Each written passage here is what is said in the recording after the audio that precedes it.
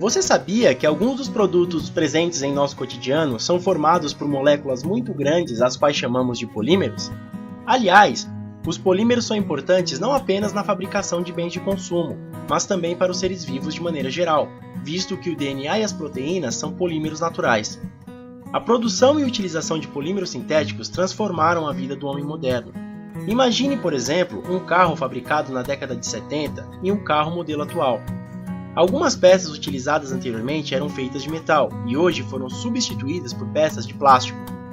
As principais vantagens em se fazer isso é que os plásticos geralmente são mais leves e flexíveis que os metais. Isso resulta em um ganho econômico, além de que, em uma provável colisão, plásticos se deformam com maior facilidade, proporcionando maior segurança aos passageiros. Mas não foi só o homem moderno que se beneficiou das qualidades dos polímeros. Na antiguidade, a seda, uma poliamida, foi muito utilizada pelos membros da família imperial e da nobreza, devido às suas propriedades peculiares, como a maciez, o brilho característico e o frescor no tempo quente, sendo considerada um artefato de luxo. A produção de seda, conhecida como sericultura, alterou significativamente o comércio entre Oriente e Ocidente, criando o que conhecemos hoje como a Rota da Seda, e a sua influência não se restringiu apenas à questão comercial.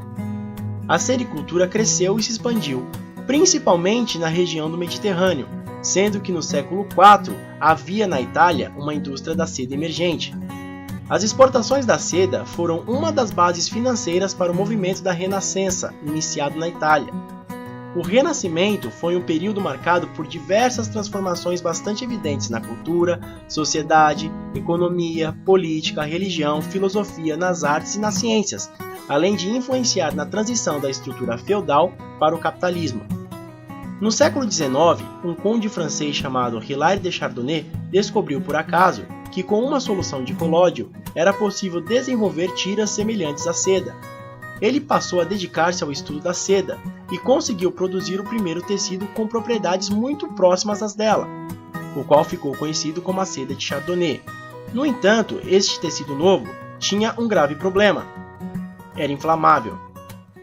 Na década de 20, a DuPont se interessara por materiais plásticos e passou a financiar uma pesquisa desenvolvida pelo químico orgânico Wallace Carothers, da Universidade de Harvard.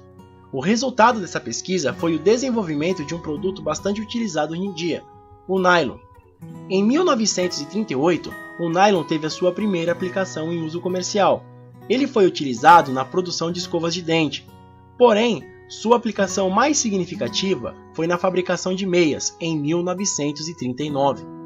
O nylon é o material ideal para as meias, pois ele não esgarça com muita facilidade e enruga como o algodão, além de ser muito mais barato do que a seda. O sucesso das meias de nylon foi tão grande que em 1940 já tinham sido vendidos 64 milhões de pares de meias. As aplicações do nylon não param por aí. Ele pode ser aplicado na fabricação de cordas de violão, redes de pesca, cordas para raquetes e muitas outras coisas. O nylon também foi importante durante a Segunda Guerra Mundial, sendo empregado em produtos militares, como fios para reforçar pneus, mosquiteiros, balões meteorológicos e cordas. Também foi possível fabricar paraquedas, substituindo a seda. A seda e o nylon partilham uma herança comum. Trata-se de mais que uma mera estrutura química comparável e uma notável adequabilidade para usos em meias e paraquedas. Os dois polímeros contribuíram, cada um à sua maneira, para a enorme prosperidade econômica de seus tempos. A demanda de seda não apenas abriu rotas de comércio mundiais e estimulou novos acordos comerciais, levou também ao crescimento de cidades que se dedicavam à sua produção ou comércio e ajudou a criar outras indústrias, como a dos corantes, de fiação e da tecelagem, que se desenvolveram ao lado da sericultura. A seda gerou grande riqueza e enormes mudanças em muitas partes do globo.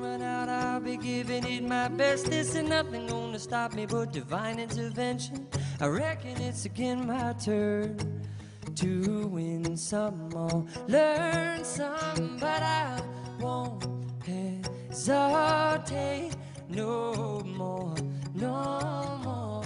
It can't